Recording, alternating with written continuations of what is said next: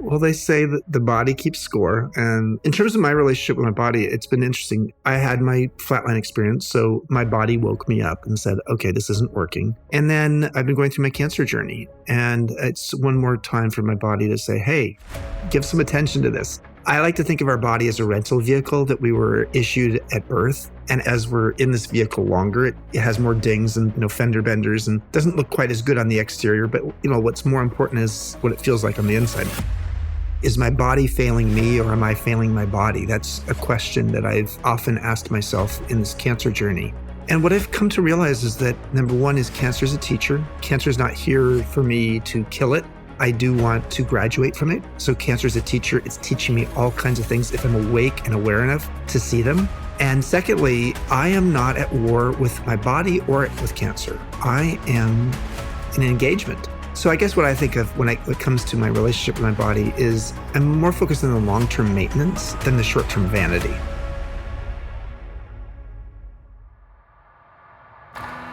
This episode of the Kintsugi Podcast is brought to you by Pause, Breathe, Reflect, which can help you bring mindfulness to your everyday moments.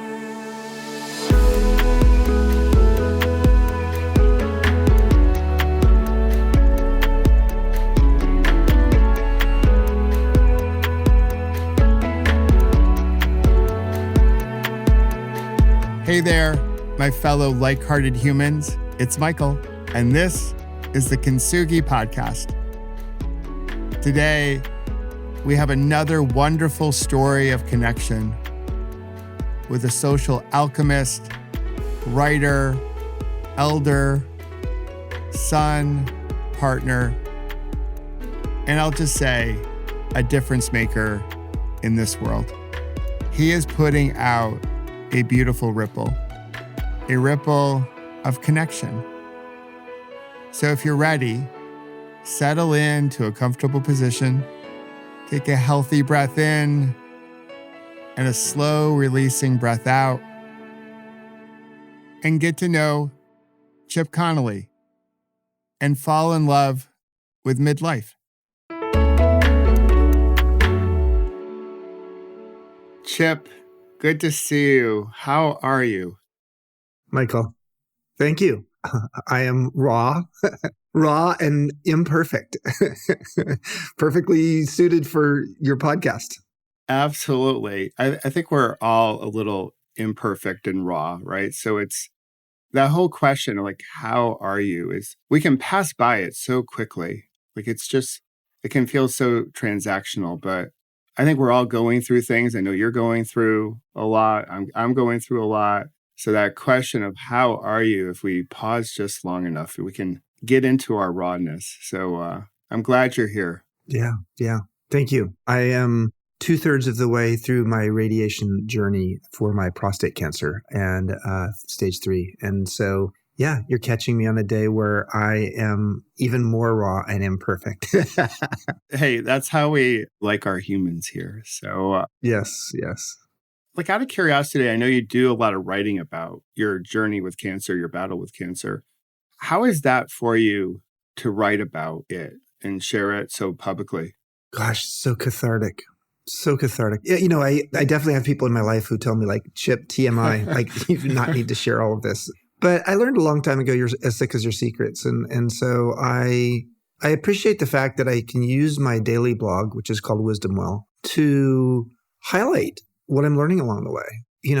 If wisdom is our metabolized experience and our painful life lessons are the raw material for our future wisdom, and wisdom is not taught, it's shared, sharing my life experience is a form of sharing wisdom. And so, yeah, it's hard at times to talk about stuff, especially bodily functions that aren't going well. I mean, it's a little messy, but I appreciate the fact that there are a lot of people out there going through all kinds of stuff, and often they don't feel comfortable talking about them, what they're going through, especially men. And I appreciate the fact that there are people who will see me as a mirror.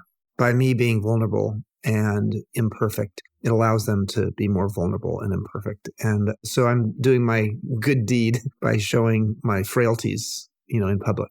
I love that. And as a reader of your blog, I appreciate the senses, like the feelings, like all of it that you're bringing to your journey. Because I think current day, we hear about folks having cancer and it's so commonplace.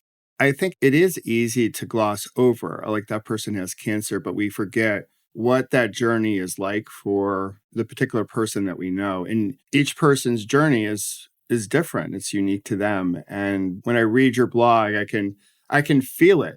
Thank you. It's messy. And you know what? Life is complicated and messy, and it can be oh so beautiful as well. So thanks for putting a mirror out there for others. Yeah. Yeah.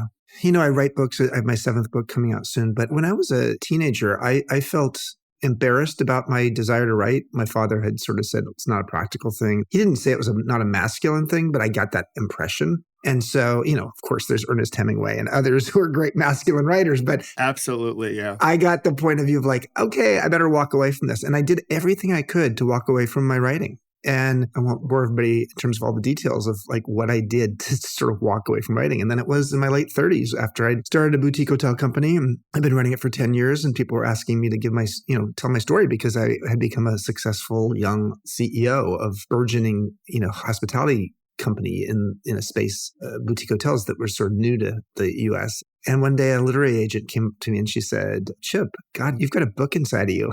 And I just broke down laughing because I said, I have done everything I can to not be a writer. And she said, you have a book inside of you about being a rebel entrepreneur. And so she convinced me to write a book. It came very easily to me. It was called The Rebel Rules, Daring to Be Yourself in Business. And next thing I knew, I was writing a lot. And so having a daily blog is a huge commitment, but it's also a calling because it allows me to get into my craft of what I enjoy doing. And I get into flow when I'm writing. That is so cool.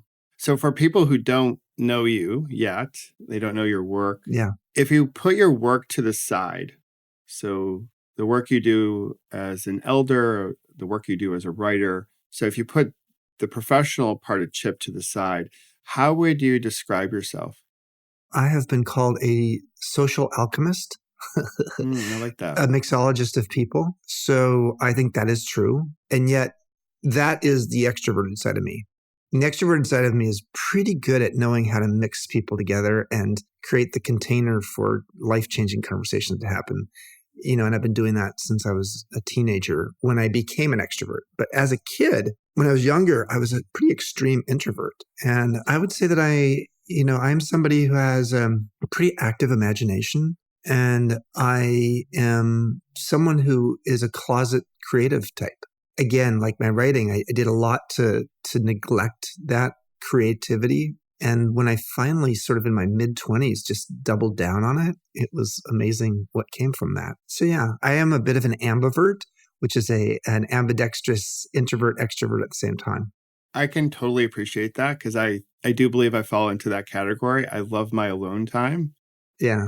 I was talking to my daughters over the holidays, the Christmas, Hanukkah, New Year's holiday, about my life as a kid and how much time I spent alone in my bedroom, making up games and playing with. Oh my God, I did the same. Yeah. So we had this whole conversation about matchbox cars because. Oh, I love them. Yeah. In my Christmas stocking, almost every year, I would have the requisite orange and apple, and there was, trinkets, like little gifts in your stocking.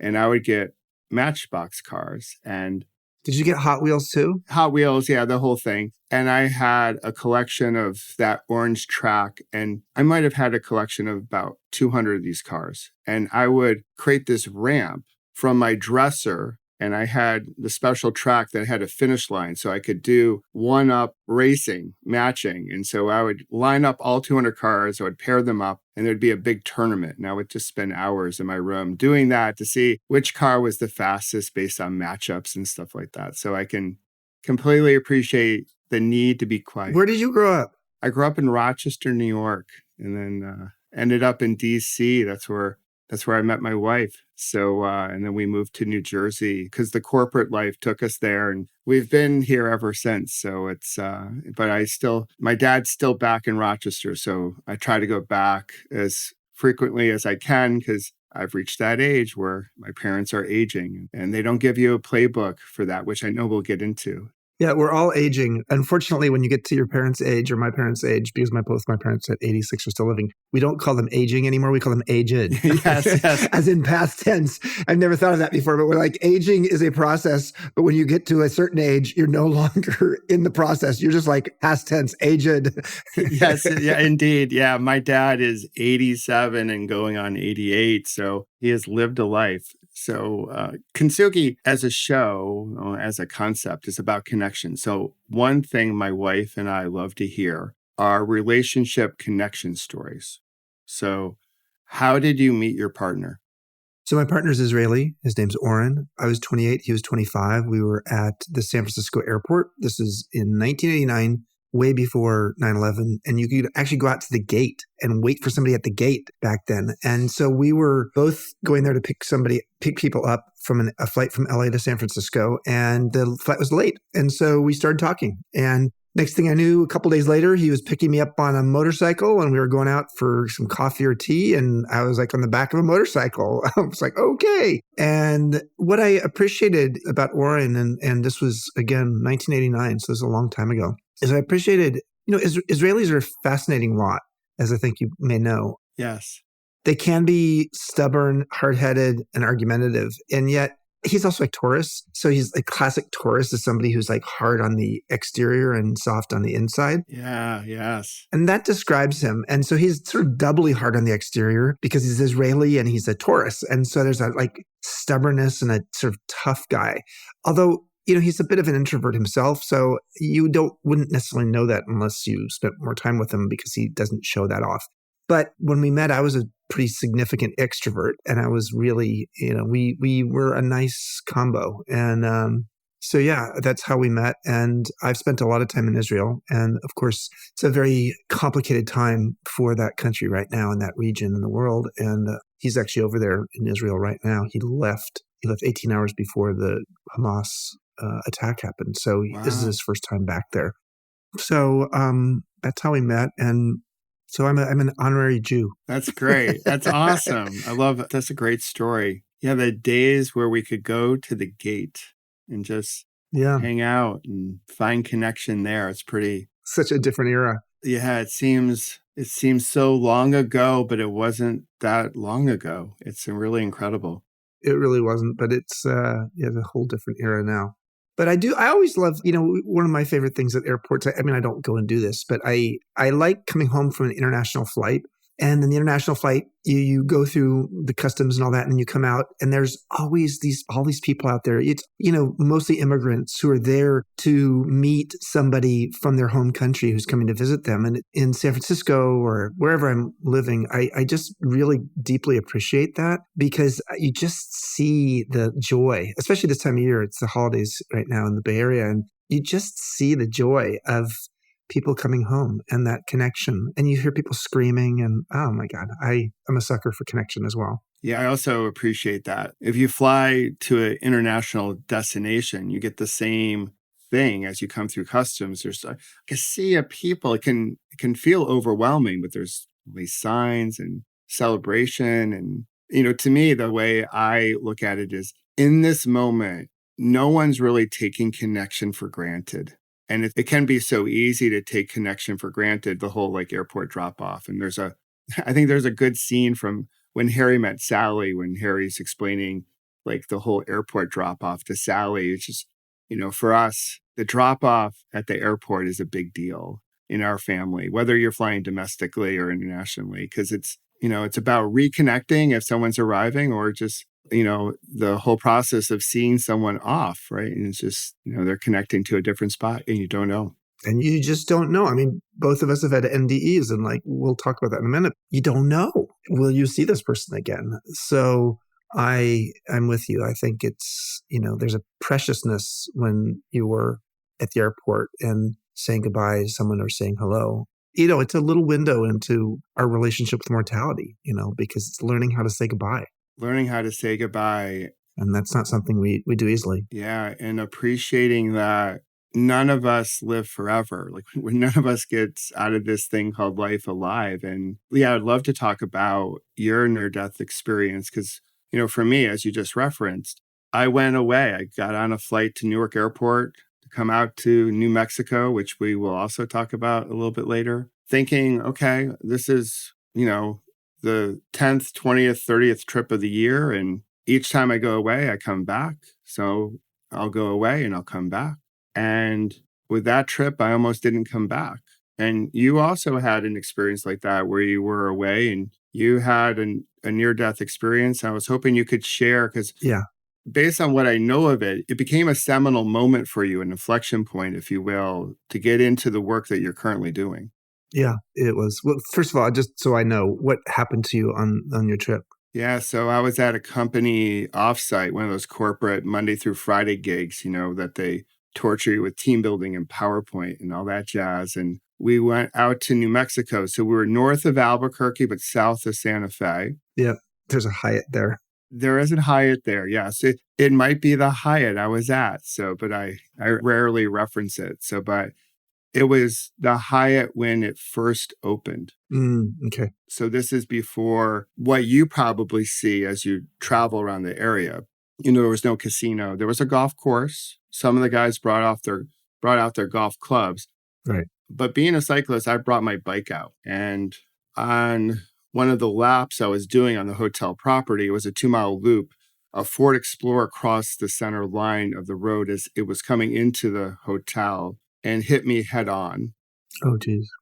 It was going about 40 miles an hour, and I broke a whole bunch of everything. The doctors told my wife, had I been 10 years older, I was 33 at the time, or not in shape, I would have passed away before I got to the hospital because besides breaking a lot of bones, I also lacerated the femoral artery. So I was bleeding out in the middle of New Mexico. And they medevaced me to the University of New Mexico at Albuquerque, the only trauma one center at the state. They saved my life. They saved my leg. And then spent some time there in Albuquerque before they flew me back to New Jersey and New York. So that was my experience. So what was crazy is that the girls about that property, to digress a little bit.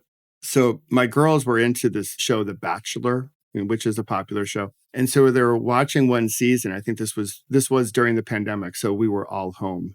I came into the living room as they were watching it. And I was like looking at this property. I'm like, where are they filming this year? Like usually they'd go to some like exotic location and it'd be palm trees. And I'm looking at this place and looking at it and I'm thinking, oh my God, this seems so familiar. And I said, where is this? And they're like, I don't know. Like, I think they're in New Mexico. And I was like, that's where Dad got hit. And they were like, oh, because they were 3.5 years old at the time and 7 months. And so, so that was my experience. That was my first trip to New Mexico. And maybe your last. I've gone back a couple times, but there's a little something within me when I think about the state. And it's I would say it's complicated. And there's probably another podcast in just that whole like complicated story that I have with the state. Yeah.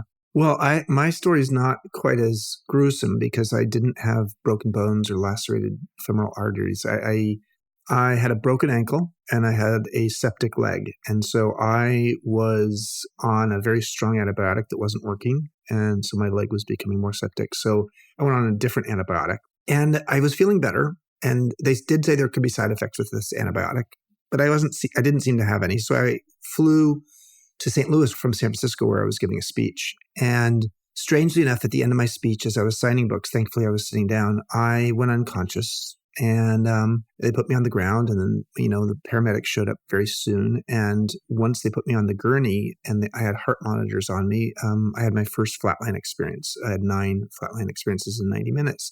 And I had basically, long story short, is I had an allergic reaction to the antibiotic.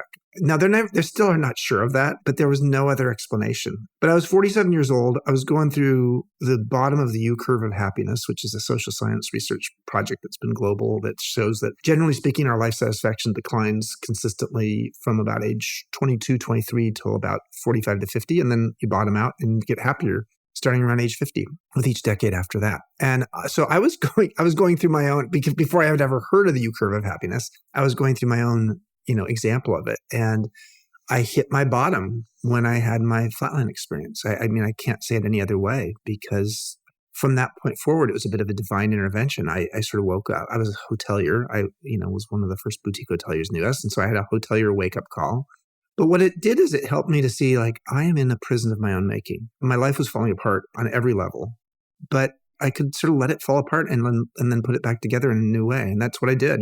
And everything changed. And I really credit my NDE, my near-death experience, with the idea that I was open to making a bunch of transitions and changes in my life that I probably would have had a hard time doing without that experience. I mean, one of the things I do today is I spend a lot of time with midlifers who are in the midst of change. And I say to people, you don't have to have an NDE, you don't have to die, or you don't have to have like awful circumstances in order to make the change. You just need to sort of see the signs that change is needed. And then there's what we call the anatomy of a transition that, we help people through. So long story short is it was a curse and a gift at the same time. Yeah. It was your nadir moment, like same with me. And I'm glad you shared this, because a few weeks ago, I was out at our mutual friend Rich Roll's place to record his podcast. And of course, Rich asked me about my experience, and he has, as you know, his experience. Yeah. And the question really was around, do you have to hit rock bottom to go through like what you went through, what I went through, Rich, others, to change? And my answer is like, no, but we can all do a better job listening and listening to our bodies, so we can perhaps avoid going to rock bottom before we make some changes. Yeah. Well, they say that the body keeps score, famous book. And in terms of my relationship with my body, it's been interesting having cancer now. So I had my flatline experience. So my body woke me up and said, okay, this isn't working. And then I've been going through my cancer journey. And it's one more time for my body to say, hey, give some attention to this. I like to think of our body as a rental vehicle that we were issued at birth. And as we're in this vehicle longer, it has more dings and fender benders and doesn't look quite as good on the exterior. But what's more important is as that rental vehicle gets older is what it feels like on the inside, not what it looks like on the outside. But I have had this interesting relationship with my body and my mind and my spirit, and is my body failing me or am I failing my body? That's a question that I've often asked myself in this cancer journey. And what I've come to realize is that number one is cancer is a teacher. Cancer is not here for me to kill it. I do want to graduate from it. So cancer is a teacher. It's teaching me all kinds of things if I'm awake and aware enough to see them. And secondly, I am not at war with my body or with cancer. I am, frankly, in an engagement. And the engagement is to be the student. And so my body it's not something it's a weird feeling. I am not my body, and yet I am my body. And when I say that, what I mean is, especially as we get older, often people get really grumpy because their body doesn't look like it used to. And therefore that, that rental vehicle looks like it's been around the block too many times. And so we start to get, have a relationship with our body like, you know what? I don't want to have anything to do with it. And yet it is our vehicle that takes us through life. So the importance of maintenance of the vehicle is important. So I guess what I think of when it comes to my relationship with my body is I'm more focused on the long-term maintenance than the short-term vanity. And that's a good thing to say at age 63, because if it was the short-term vanity, I would be spending a lot of my time trying to maintain a six-pack. As you get older, Michael, a six-pack becomes more expensive. Yes, yes. And what I mean is it takes more time. It takes more time to have a six-pack, as you get older. And if you want to invest the time, that's a completely volitional, agency. We have agency over that. But I deeply believe that if I was to spend, 3 hours a day trying to keep a six-pack, there's all kinds of other parts of my life that would actually atrophy as a result of that. So that's why I say a six-pack is expensive as you get older. Absolutely. Well, there's an opportunity cost to do all that other stuff. And I believe the six-pack is always there. We just have a little bit more insulation to keep the six-pack a little bit cooler. But what I hear from you, Chip, is that you're in relationship with your body or the body, depending on how we view it, and relationship with the cancer as a teacher student, as opposed to trying to fight it and a gladiator. Yeah. And for some people that go through their cancer journey, they take on that gladiator energy and And that can work for them. And that's fine. Yeah, it's fine. Here's my recommendation for anybody who has a friend or you're going through it yourself. Determine what kind of relationship you want. Yes. And if you're the gladiator, then go at it as a gladiator. If I'm the student, then I'm going to sort of show up as a student with inquiry. And, if I'm going to be the scientist and I'm going to try to understand everything, the logic of my cancer, and I'm going to beat it by using logic, use that. But I don't think there's a right way here. I think the key, though, is to have a relationship here and own that relationship and then use that relationship to rid yourself of the cancer. For me, it's graduation, so that's how I look at it. For someone else, it could be, using your brilliance to outsmart cancer, or it could be using, just your tough guy to beat it to smithereens. So, I'm perfectly fine with people having various archetypes that sort of define them as they go through this journey. Yeah, there are many pathways to whatever type of enlightenment we want to seek. Just don't be the victim. And that's the thing, people will say now, I'm a cancer survivor. And so that's fine. Survivor's fine, but I don't want to be called a victim. That's for sure. Because if you're a cancer victim, you're sort of saying, okay, I've been cursed and I've maybe lost. Often a victim is someone who has been wronged. And I don't want to go there. That's for sure. Yeah, I completely hear you. Coming up, Chip and I talk about that complicated, messy, and awesome phase of life called midlife. We also talk about Rumi and something that might be illegal in the state of New Jersey. All right, let's take a break. Take a full breath in and a slow releasing breath out. And relax the body as you soak up our conversation. I hope that felt good. Okay, now that we're a little bit more relaxed, can we be real? I think our morning routines, they've gotten a little out of control. You might not have time in the morning to meditate because you're busy doing other things like trying to get to work or getting the kids off to school. And this is where my app, Pause, Breathe, Reflect, comes in because I built it for busy people with a whole bunch of shorter practices. So if you don't have 10 minutes in the morning to meditate, cool beans. You're a human after all. But I bet you have 5 times throughout the day when you have 2 minutes to practice and let go of stress and bring mindfulness to your everyday moments. So today, download Pause, Breathe, Reflect for free and begin to stress less, sleep better, and join a community of like-hearted humans rippling something worth rippling into the world. All right, let's go back to our conversation and celebrate the kintsugi within us all. So let's talk about midlife. So here we are. Yeah. For a lot of folks, I'll throw myself in this camp. Midlife can be challenging. Your kids, if you have kids, they're either going to college, leaving college, the empty nest happens. Relationships can change. You've already mentioned our bodies do change. Our parents age. Yeah.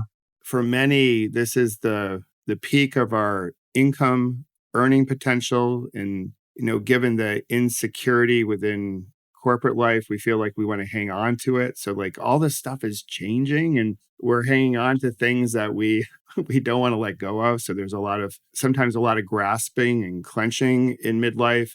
And it can also be amazing. I left my corporate life at the age of 47 and I've had a really good run since then. My corporate life was great. I enjoyed it. It shaped me, but I've also enjoyed these last 9 years. So let's get into midlife. And I love what you said.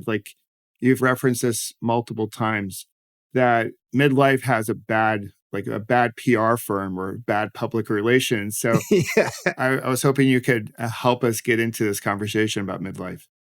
Yeah. So midlife it's a 20th century phenomenon. Let's be clear. Like there was no such thing as midlife in the 19th century. The average person lived till age 47 in the year 1900, but by the year 2000, they were living till 77. So 30 additional years of longevity in one century, which sprouted and emerged this idea of midlife. And in 1965, a Canadian psychologist named Elliot Jakes coined in a white paper, like nobody ever read the thing, but he coined the term the midlife crisis, and it just took off. And the premise was that it is around midlife. And back then they defined midlife maybe a little earlier. Maybe it would have been 35 to 55 or 40 to 60. Today it's a broader definition, which I'll talk about in a minute. And it was a period of time when you were sort of like wanting to go back to adolescence. It was the original thinking around the midlife crisis was something you're going through because you don't like your life. You want to, instead of being in middlescence, you want to go back to adolescence. And that's why people want, men mostly want to go buy a sports car and have an affair.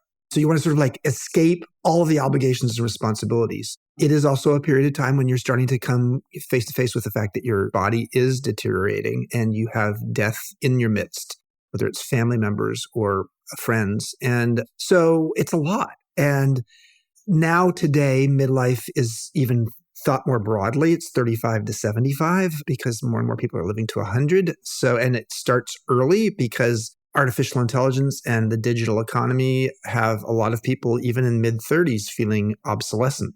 So long story short is it's a long period. It's a marathon. And the reason I was intrigued by it is not only because of my own issues at age 47, and really between 45 and 50 was when I had my tough time.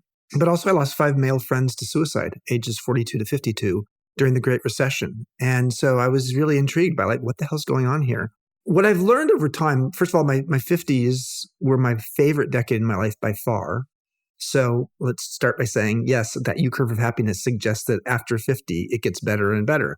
So I can see that, and I understand the rationale behind it, because what happens often in midlife is people have to readjust their expectations of life and get clear about what's important to themselves. And, my new book really speaks to this. It's called Learning to Love Midlife, 12 Reasons Why Life Gets Better with Age. And I really wanted to understand what are the reasons that people actually get happier after age 50. So I now believe that midlife is not a crisis, it's a chrysalis. And if you think about the caterpillar to butterfly journey, midlife for the butterfly was that cocoon that the caterpillar spun, unexpectedly. And all of a sudden, the caterpillar went in there and liquefied itself and became a butterfly. And the chrysalis is, dark, gooey, and solitary, but it's also where the transformation happens. And over again, with over 4,000 people who've gone through our midlife wisdom school called MEA, the Modern Elder Academy, I have seen people go through a transformative era in their midlife that actually helped them get clear on how to consciously curate the rest of their lives. So long story short is I now call it the midlife chrysalis, not the midlife crisis. I love that. I love the imagery of that transformation. And I think you would say this, that we each go through our cocoon phase at a different pace. I think there's, in today's society, being quick as it is, like always going on the hamster wheel, if you will, that I think there's a general pull towards, okay, you're at this moment, you might feel broken, to pull into the kintsugi analogy, or we're going to put you back together really quickly, and then you're going to have your new shape, your new form as quickly as possible. But, in your experience working with the people that you've worked with, I imagine that we all go through this at our own pace. And that's perfectly fine. Almost going back to what we talked about around cancer, we all have our own way of dealing with it. And we should have a way, but be really comfortable with the fact that this is not necessarily a race. No, I mean, when you're going through it, what's often called the messy middle, you want that chrysalis period to not last very long. Oh, absolutely. But, you need to have enough time in there for something to transform. And so at MEA, at our school, we really help people to understand what are the tools they have and practices they have available to them to help guide them on that journey in that midlife period, in that chrysalis. Because frankly, if you have the tools and practices to make it through it in an accelerated fashion, that could be a good thing. But you need the tools and practices. If you actually try to come out of the chrysalis too early, you're going to die. You're not going to be a butterfly. So I am a big fan of the idea of helping people to understand the logic and the life stage rationale of what happens in midlife. We're really good. I mean, the word adolescent didn't exist until 1904. And once a book came out with the title Adolescence, all of a sudden we really thought of the teen years differently. Previous to that, we thought of the teen years as being an adult. Once you hit puberty, you were an adult. And so adolescence is a time period that we know is full of transitions and it's complicated, and you're going through puberty and et cetera. You're going through hormonal, emotional, physical, and identity transitions. We're doing the same in midlife. We're going through hormonal, emotional, physical, and identity transitions. And yet we don't really have much in the way of social support nor language to help people to understand what is happening during that period. And unfortunately, as was true of some of my friends who took their own lives, they thought they were just awful at the game of life, and therefore they didn't want to play this game anymore. And what I really want to do is to help people to understand, okay, this is normal. A lot of the stuff that's going on in midlife is normal. You should not feel badly about it. And there are tools that are available to you to help you go through that period. Yeah, what I hear, and I'll say this too, Chip, I'm so sorry for the losses that you experienced in your life with your friends. Yeah, thanks. It's so much more common today, especially for us men. Women are also going through it, but men seem to take a more violent approach. What a surprise. Yeah. So surprise, surprise.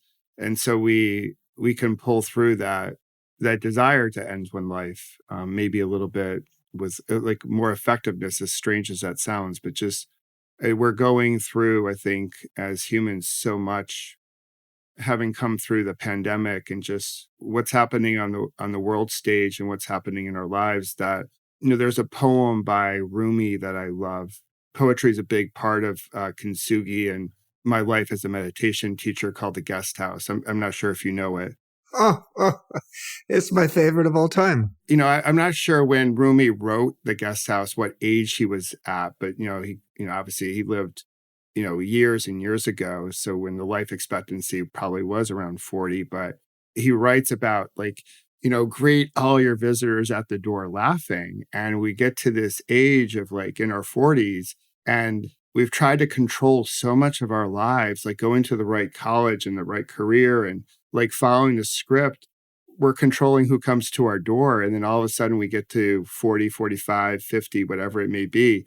And then all these visitors come to our guest house, and we're like, hey, wait, you're not allowed here. But what I hear you talk about in the work that you do at MEA is helping people open the door to all the visitors, that openness, that we can go forward with a little bit more openness and hopefully a little bit more equanimity as we approach life. Well, as someone who's a hotelier, the idea of a guest house and the idea of being the host to all of these emotions that are meant to come through you is, very natural for me. And, you just don't want some of these emotions to overstay their welcome. I mean, they're booked for 2 days. Yes. That's it.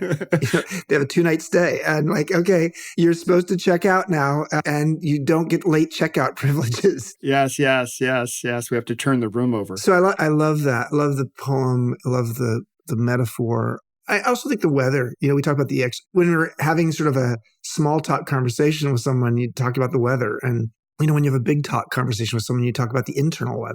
And that's really what's going on when we've got emotions, is there's a thunderstorm happening inside me right now, or there's just rays of sunshine, or it's windy, or whatever it is. The weather is not constant. And if you're going through a weather system, an internal weather system that is troubling, it can change just like the external weather.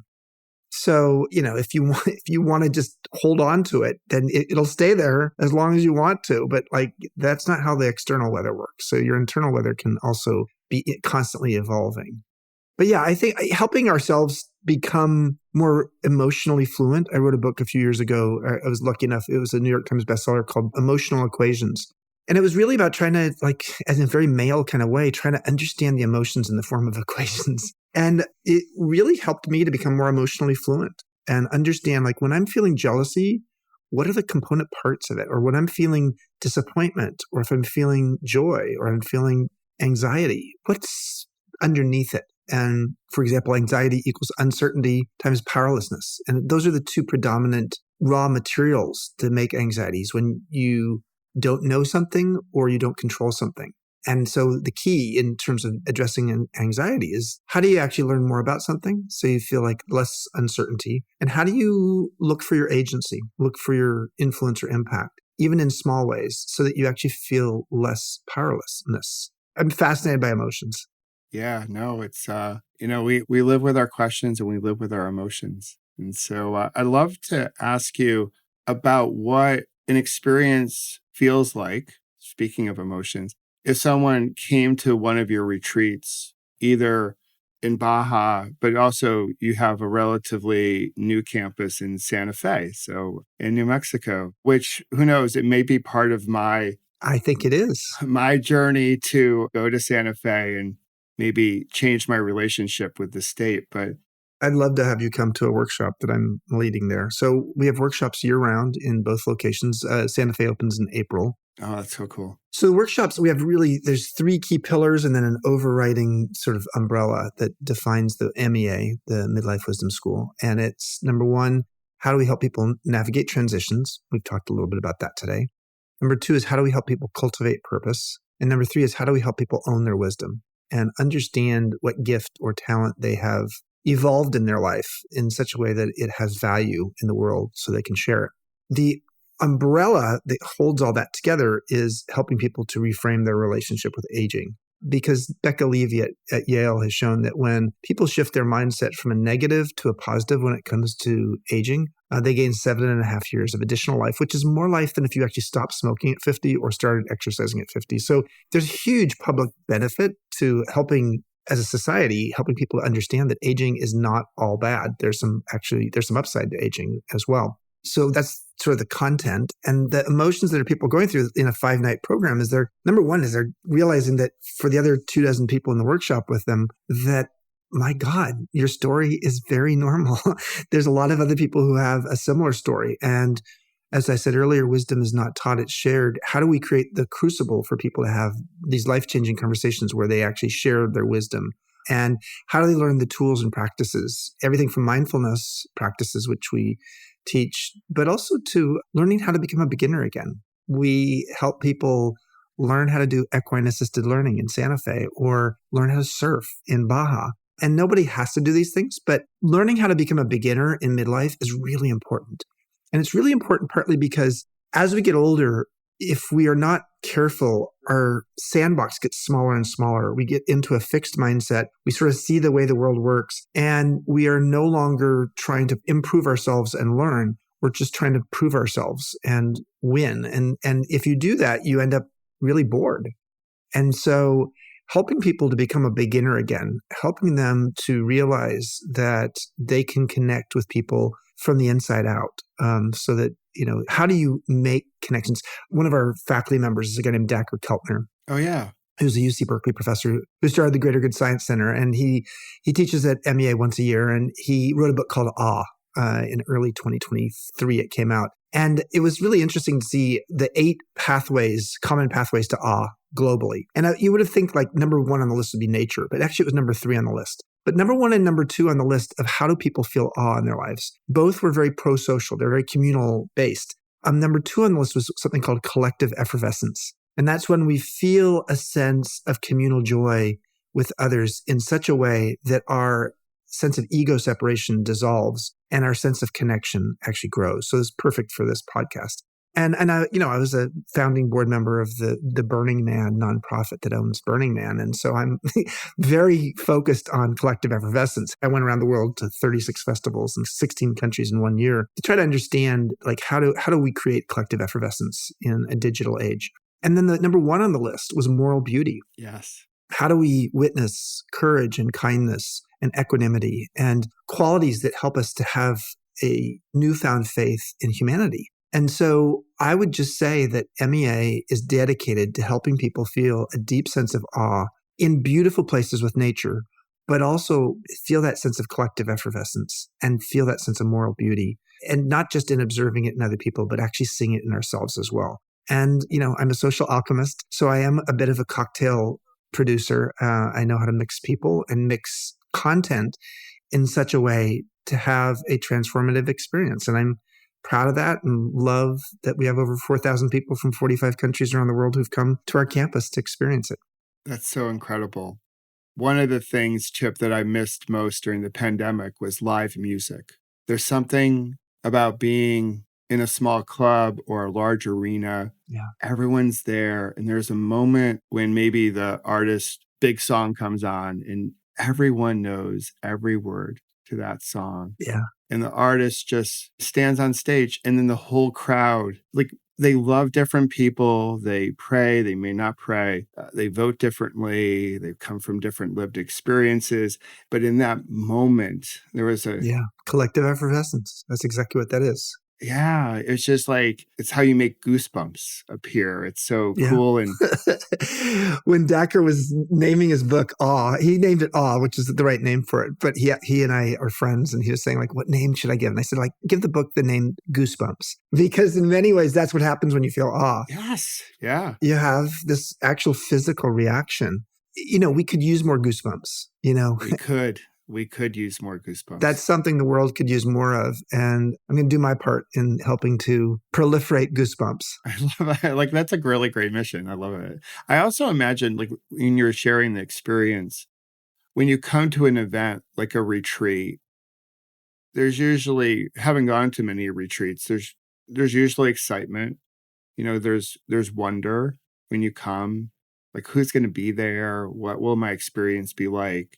And I can only imagine, like, that first night as people, like, meet each other for the first time, because sometimes we go to a retreat searching for something, or we're looking for a connection to form our kintsugi. And it's very possible we might feel like, I'm the only one that feels this way.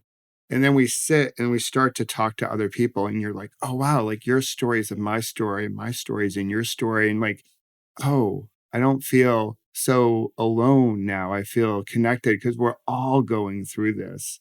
I'm sure people have that experience on day one and throughout the week, right? Well, let's start by saying that to be in a room of a couple dozen people you never met before can be a little bit anxiety producing, especially if you're an introvert. Yeah, if you're an introvert, yeah. Or if you're somebody who just doesn't get used to the idea of, like, talking about what's going on for themselves. So we help within the first 24 hours to break the ice in all kinds of ways. And it's very powerful. So there's a former NFL football player who's got 2 Green Bay Packers Super Bowl rings. His name's Aaron Taylor, and he was a Hall of Fame football player from Notre Dame. And he's on our faculty, and he introduced us to something called the 3 vaults. The first vault being the facts of our lives. And that's sort of where we lead with when we get to know people. Where do you live? Who do you live with? What do you do? And then there's the second vault is the stories of our lives.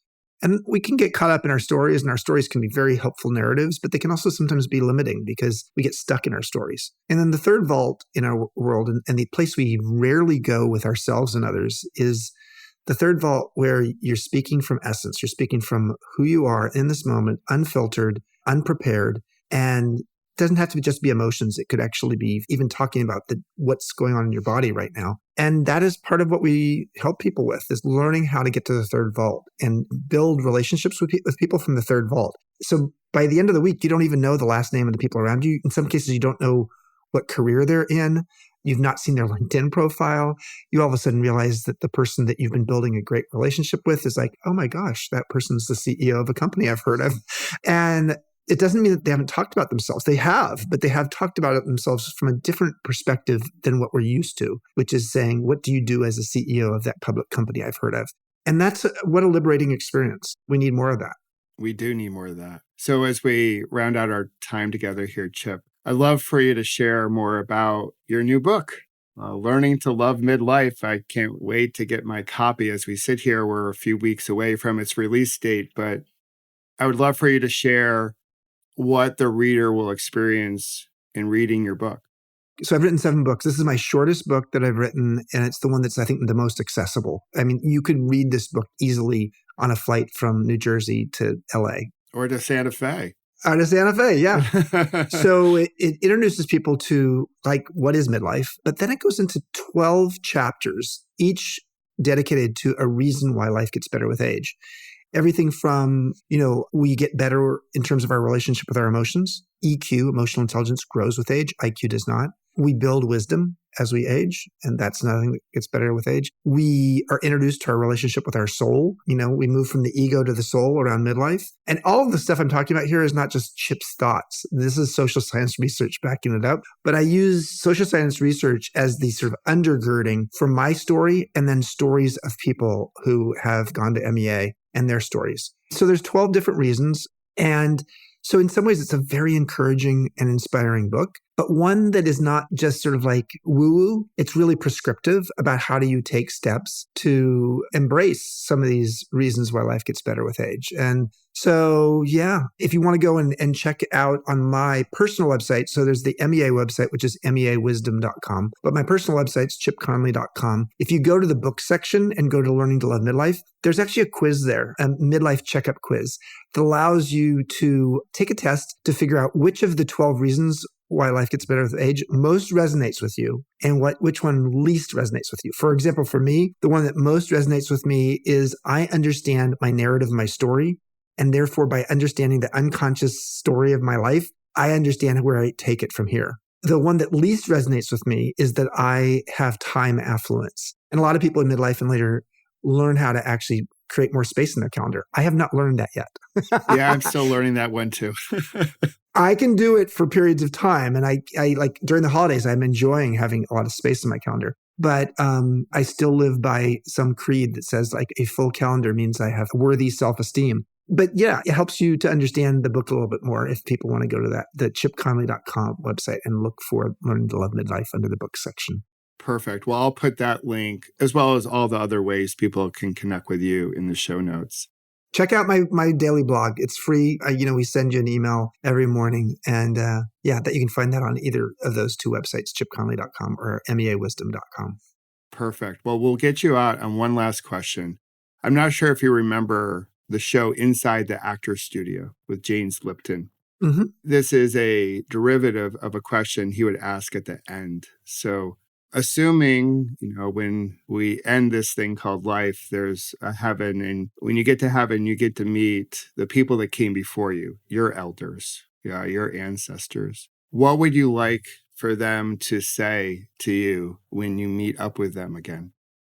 I would love to have them say to me, Chip, you were in service and you helped people to see that midlife is not a curse, but it is, a crossroads leading to a calling. And you help people to feel more alive in the latter half of their life. That's good. Amen to that. It's awesome. Yeah. Thank you, my friend. See you in Santa Fe. See you in Santa Fe, Michael.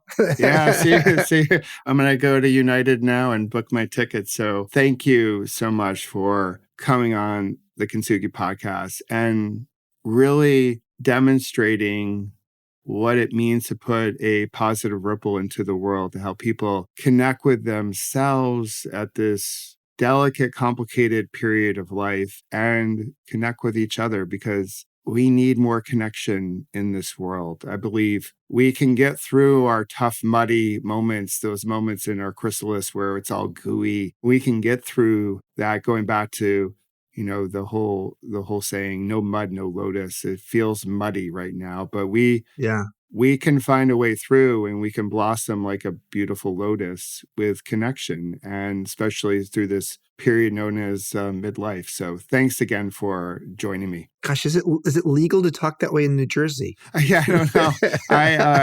I'm not sure. I don't know. You sound like a California boy. Yeah, I know. It's a little bit questionable. In certain pockets I can, but my youngest went to school out in California. So I guess that we pulled it from that. So yeah, but good to be with you today. All right. Thank you, Michael.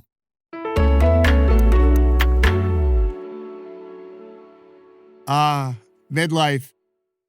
It can be messy, complicated, and awesome sauce. And I think I've experienced all of it. My girls are growing up. They're done with college. My mom has passed away. My dad's 87. I'm 56. I left my corporate life at 47. I'm feeling all of it.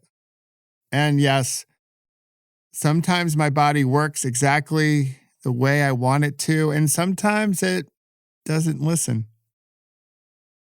I so appreciate what Chip is putting into the world. This notion that we can tap into wisdom, we can be an elder, and we can fall in love with midlife. It can be a period of time where we transform from that caterpillar into a beautiful butterfly. You might know we like to do a short meditation, just 2 minutes, based on this week's story of connection. This week, we'll drop in to appreciate whatever stage of life we happen to be in, based on what Chip has shared with us. So if you're ready, I invite you to settle in to a comfortable position. You can bring a sense of dignity to your posture.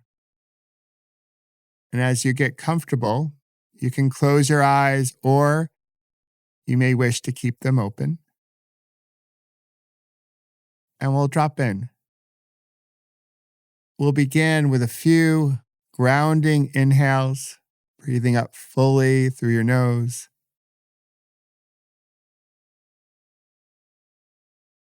And slowly release the breath, allowing yourself to come into this moment.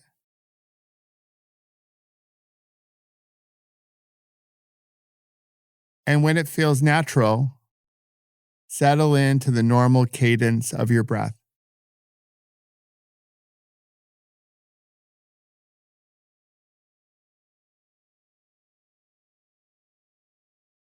And now, I invite you to bring to mind something you appreciate about this stage of your life. Knowing that age is simply just a number, and there's so much you can appreciate in every stage of your life.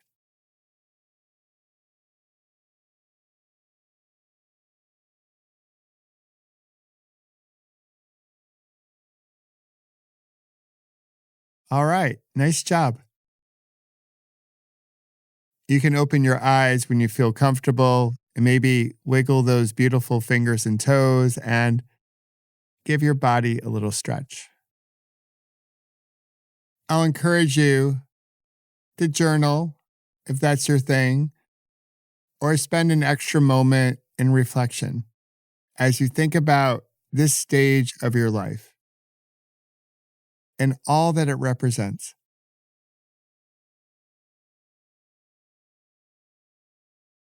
I want to thank Chip again for sharing his story and sharing his time and, of course, his wisdom. I hope you'll check out Chip's new book, his daily blog, and everything he offers at MEA. I'll put all the different ways you can connect with Chip in the show notes. Chip, thank you again for putting a beautiful ripple into the world. Also, I'd like to give a shout out to the like-hearted humans at SaaSpod that make the Kinsuki podcast sound so great and help it ripple into all corners of this big blue marble that we all share. And now, I want to thank you for listening and supporting the Kinsuki podcast. And if you want to go above and beyond in your support, I could certainly use a kind rating, a review, subscribing, or sharing, because it does something to the algorithm that I don't completely understand. But when you engage in this way, it helps others find our like-hearted community. If you've already done so, thank you for the extra support. And if you haven't done so yet, today might be a really good day to do so.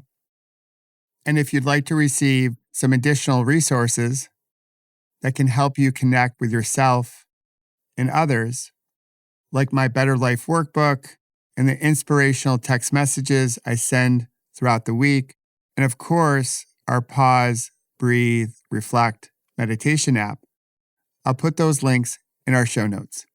And remember, between now and next week's story of connection, when you have a challenging moment, slow down, come back to your breath, and know that you've got this and we've got you. And together, we will ripple something worth rippling into the world. I love you for listening, and I hope to see you next week. Until then, toodaloo.